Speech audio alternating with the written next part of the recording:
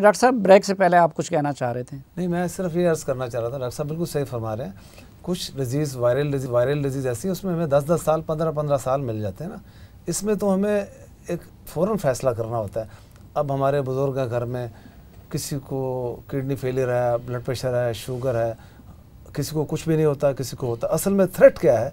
Threat ये है कि जो मैं 3 दिन से जो केस देख रहा हूँ, रात सोया नहीं हूँ, अक्सर मुझे टेलीफोन आते हैं, एक बंदे को कोरोना हुआ, उसको आपने आइसोलेट किया, ना उसको रोटी देने वाला कोई है, ना उसको खाना देने वाला, हत्ता कि उसका अगर वो क्रिटिकल सिचुएशन में चले गया, अगर घर में आइसोलेट किया हुआ है, हॉस्पिटल में उसको पॉसिबिलिटी नहीं है, तो वो खौफ से मर जाएगा, उसकी सैचुरेशन ड्रॉप हो जाती है, ऑक्सीजन कम हो जाती है एकदम। ऑक्सीजन कौन मैनेज करेगा घर में? कैसे लोगों को इसका लोग खौफ से सरकारी हॉस्पिटल में नहीं आते। बिल्कुल, वो इतना खौफ था कि मुझे उनको साइकोथेरेपी उनकी करनी पड़ी कि भाई ये ऐसे नहीं है, अल्लाह खैर करेगा, आप ठीक हो जाएंगे, बुखार चढ़ रहा है, लेकिन उनको हर आधे घंटे के बाद वाश। अब ये मसला है कि जिसको होती है उसको ऐसा खौफ, और वाकई जेन्युइन मसला है कि उसको फिर अलहदा करना पड़ता है, अलहदा करके वो अकेला अपने। अब देखें, किसी को नज़ला हो जाए, ज़ुकाम हो जाए, कभी को बहन आएगी, माँ आएगी, प्यार करेगी, वो सूप बना के लाए, एक वो साइकोलॉजिकली बड़ा इंपॉर्टेंट।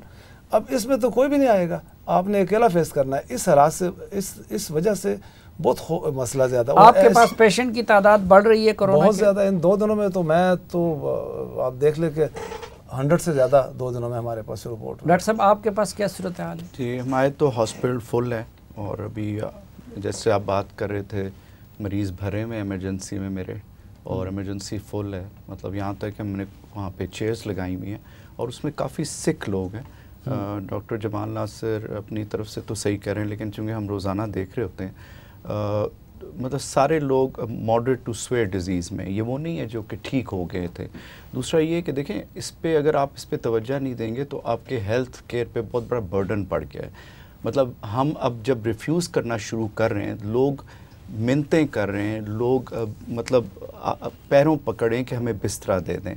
400 या 475 बेड्स हैं सिर्फ फेडरल कैपिटल में, पूरे अस्पतालों को मिला, एक बेड नहीं है अस्पताल में।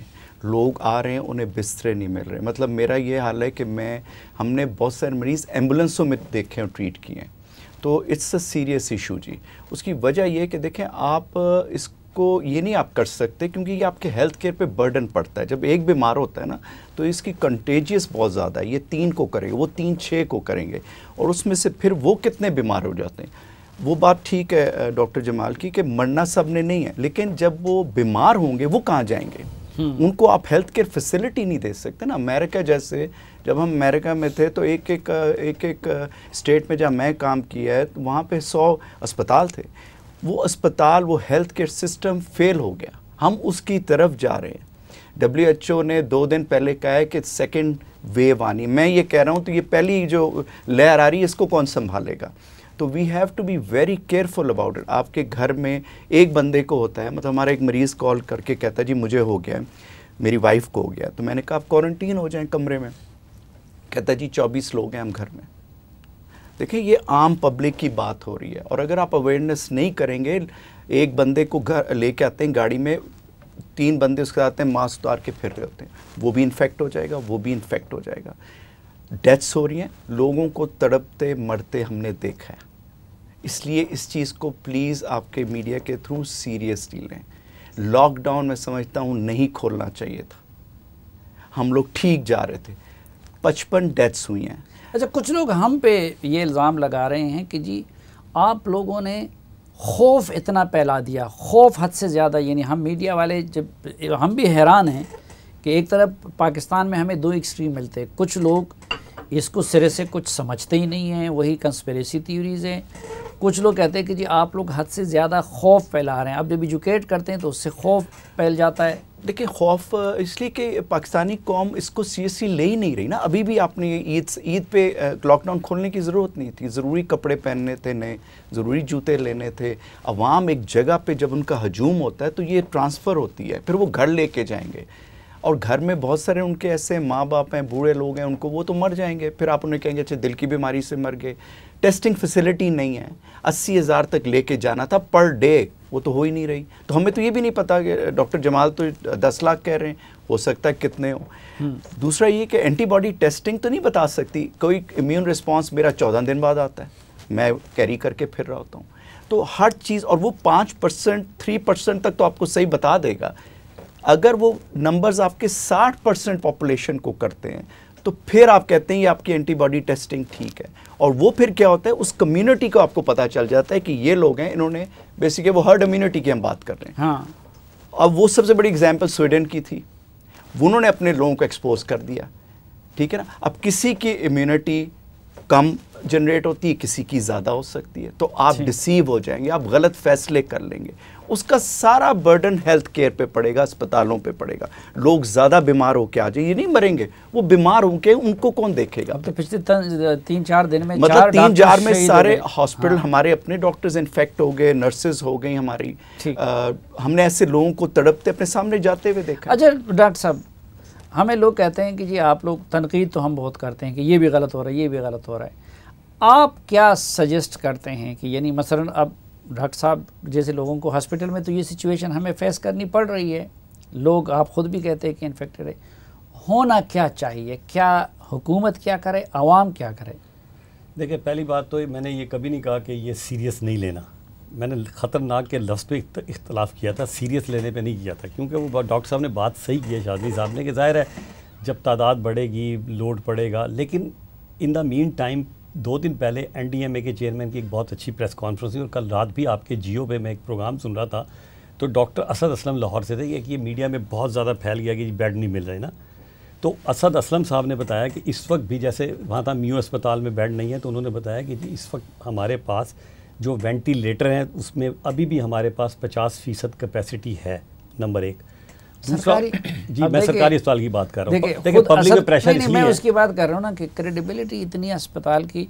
असद कैसर साहब स्पीकर हैं, वो ख़ुद बीमार हुए, उन्होंने सरकारी हॉस्पिटल में जाने का रिस्क नहीं लिया, वो डॉक्टर साहब के पास गए। प्रॉब्लम एक ये भी है। अच्छा, उधर ये कंस्पिरेसी थ्योरीज फैल गई है कि भाई आप हॉस्पिटल जाएंगे तो उधर आप कोरोना नहीं होंगे, आपको कोरोना में डाल दिया जाएगा। हमारी तरफ तो ये मसला है। देखिए ना, ये एक अलग इशू है इसका। हाँ। ये है कि इसमें हमारे जो हमारी हुकूमत है, अपोजिशन है, सियासतदान है, उलमा इकराम है, मीडिया लोग हैं, इसमें एजुकेट करने की ज़रूरत है कि लोगों को नहीं, ऐसा नहीं है, और ऐसा होता भी नहीं है कि बिला वजह जो है वो अस्पताल में जाएँ और पॉजिटिव हो जाए। लेकिन मैं जो बात बताना चाह रहा था कि इस वक्त आपके मुल्क में थोड़ा एजुकेट करना है ना हमने लोगों को, कि जो खौफ फैलाने की कोशिश की जा रही है कि इस वक्त 4200 वेंटिलेटर हैं आपके पूरे मुल्क में जो कोरोना के साथ रिलेटेड हैं।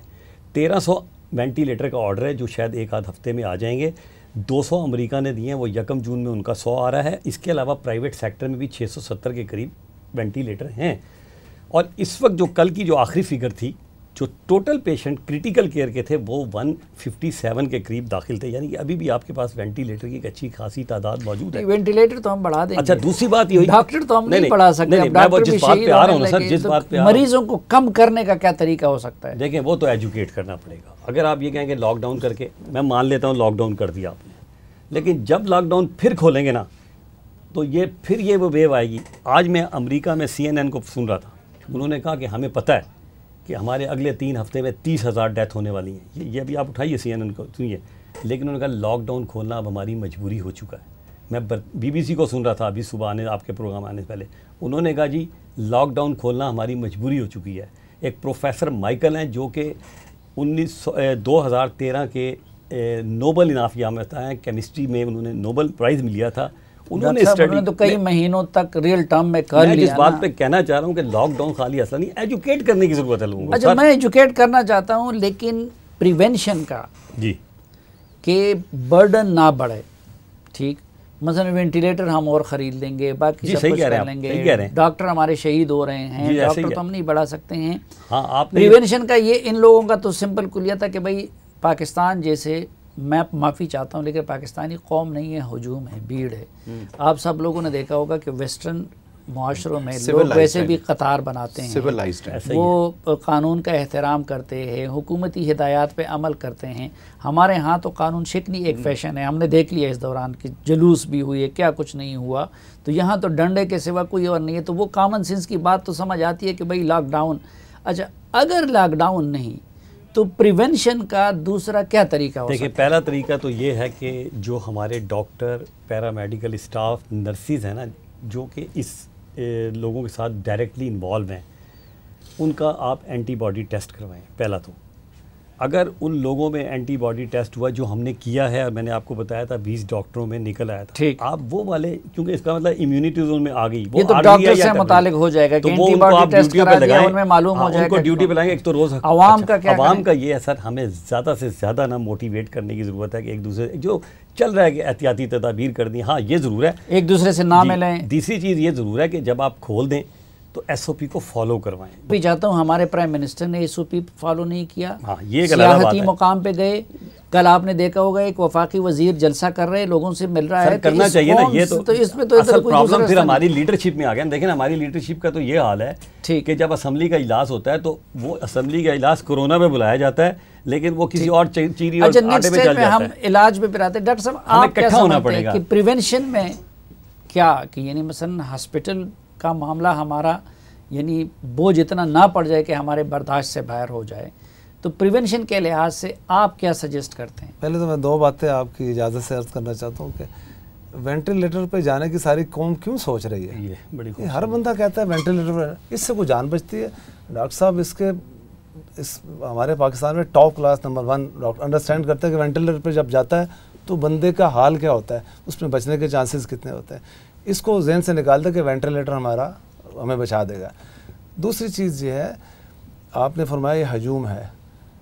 कुछ लोग कोरोना को मानते नहीं, जो मानते हैं वो इतने डर गए हैं कि वो घरों से निकलते नहीं, और बाहर से उनको मिलता जाके बंदा एकदम वो खुल जाते हैं, फिर उसमें निज़ाम ख़राब।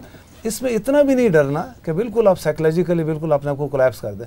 अभी मेरा इत्तफाक हुआ था आपके साथ, आपको पता भी था, यहाँ एक हॉस्पिटल था जी उसमें, तो उसमें एक खातून को कोरोना हुआ, उनकी सुपरवाइज़र को, नर्सिंग सुपरवाइज़र को, तो पॉजिटिव आया। उसने बच्चों के टेस्ट कराने थे।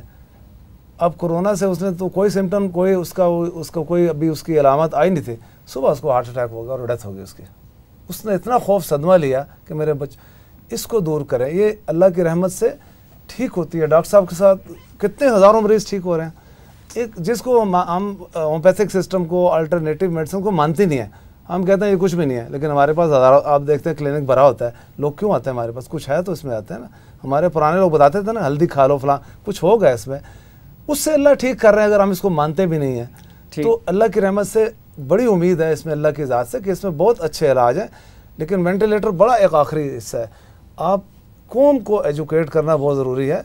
अगर हमारे बड़े इसको फॉलो नहीं करेंगे तो फिर मुश्किल हो जाएगा। अच्छा डॉक्टर साहब, हमारे मुल्क में तो एक आपका जो शोबा है उसकी फैसिलिटीज़ भी ना होने के बराबर है। आप जैसे डॉक्टर भी बहुत कम हैं और उस लेवल के हॉस्पिटल भी बहुत कम हैं। वैसे भी हमारे लोग बहुत ज़्यादा, कोई जो है यूनानी तिब पे इन्हिसार कर रहा है, कोई हेमोपैथिक या उस पे इन्हिसार कर रहा है। एक ये बात भी कही जा रही है कि चीन में ज़्यादातर उन्होंने अपने ट्रेडिशनल मेडिसिन से उसको ट्रीट किया। तो आप जैसे लोग भी मानते हैं कि मसला समझ के लोगों को ये दूसरे ऑप्शन आजमाने चाहिए? देखिए, वो उसमें मुझे कोई इख्तलाफ किसी से नहीं है, लेकिन मेरे ख्याल से कि डॉक्टरी इलाज करना ज़रूरी होता है, क्योंकि उसमें आप होम्योपैथिक भी कर लें, हकीम भी हैं, अच्छे डॉक्टर्स हैं, डॉक्टर साहब बैठे हैं, वेल रिनाउंड है, वो अलहदा चीज़ है, इशू है। असल चीज़ जो ये सब कहने का मकसद है, डॉक्टर जमाल जिस तरह भी बात कर रहे हैं, वो ये खौफ फैलाना नहीं है। लोगों को ये बताना है कि अगर आप बीमार होते हैं तो आप हेल्प लें। मैंने ये देखा है जितने लोग हमारे बीमार हुए हैं, जिनकी नौबत वेंटिलेटर तक गई है, वो कहीं 6-7 दिन 8 दिन उन्होंने कहीं जाके किसी को दिखाया ही नहीं, और वो यही वजह थी कि वो समझते थे ये कोई चीज़ ही नहीं है। तो जब वो मरीज़ लेट आता है, चाहे वो किसी के पास भी जाएगा, वो बीमारी बढ़ चुकी होती है और ये वायरस बहुत तेज़ी से रेप्लिकेट होता है लंग में जाके, ये फिर ऐसा हैवक और ऐसी तबाही मचा देता है कि वो फिर वापस उसको लाना बहुत मुश्किल होता है। अच्छा, ये एक चीज़ तो बहरहाल है कि जब बाकी ममालिक से हम मुआवजना करते हैं तो हमारे मुल्क में अल्हम्दुलिल्लाह कि डेथ रेशो बहुत कम है जी। इसकी क्या वजह है? देखिए, ये हमारे पास स्टैटिस्टिक्स नहीं है ना। जिस तरह एक प्रोग्राम में मैं बैठा हुआ था तो अप्रैल की बात मैंने की थी, तो उसमें वो ईदी साहब, उनके बेटे आ गए थे, तो मैंने वो जो एंकर थे उनको मैंने कहा कि इनसे सिर्फ ये पूछ लें कि पिछले साल अप्रैल में और इस साल अप्रैल में क्या फ़र्क था। डबल हो गए थे। अब वो कोरोना कहीं लेबल नहीं था, वो लेबल था या वो फेलियर से, रेस्पिरेटरी फेलियर से मरे, या वो कार्डियक अरेस्ट से मर गए, या गुर्दों की बीमारी से मर गए। तो उन्होंने कहा कि जी डबल लोग फौत हुए हैं, लेकिन उनको लेबल उल्टा मैं कह रहा हूँ, डॉक्टर जमाल तो कहते कोविड लोग कहते, वो कोविड नहीं कहा गया उनको, मरे वो शायद कोविड से, क्योंकि ये अनयूजुअली लोग मर रहे थे, तो नंबर ज़्यादा हैं। फिर एक अभी डाटा आया कि उन्होंने पॉपुलेशन को किया कि मोर्टेलिटी या डेथ पर मिलियन, पॉपुलेशन पर मिलियन, पाकिस्तान नंबर 1 पे, सेकंड पे अफगानिस्तान है, नीचे इंडिया और बांग्लादेश है। लेकिन उसमें तो दूसरी बीमारियां भी हैं ना, सिर्फ कोविड नहीं है ना। ज़्यादा तो कोविड को रख के उन्होंने किया। 1 बिलियन पॉपुलेशन से अगर आप उसको कंपेयर करें तो हमारी तादाद ज़्यादा है। फिर टेस्टिंग नहीं है, फिर हमें पता नहीं कि ये मरीज़ किस वजह से मरा। आपने तो ये कहा कार्डिक मर गया, ये गुर्दों से मर गया। तो हम इस अगर उसमें रहेंगे ना, तो ना हम प्रिवेंशन करेंगे, ना हम डॉक्टर के पास जाएंगे। खौफ और हरास नहीं फैलाना, लोगों को एजुकेट करना है। और अगर आप उन्हें कहते हैं ये कुछ भी नहीं, ये साजिश है, तो वो तो फिर एजुकेट भी नहीं, वो कहेंगे ये सारा कुछ गलत है। अभी भी लोग हमें ये कहते हैं ये कोरोना क्या है जी, हमें बताएं ये कोरोना क्या है। वो ये कहते हैं किधर है जी कोरोना।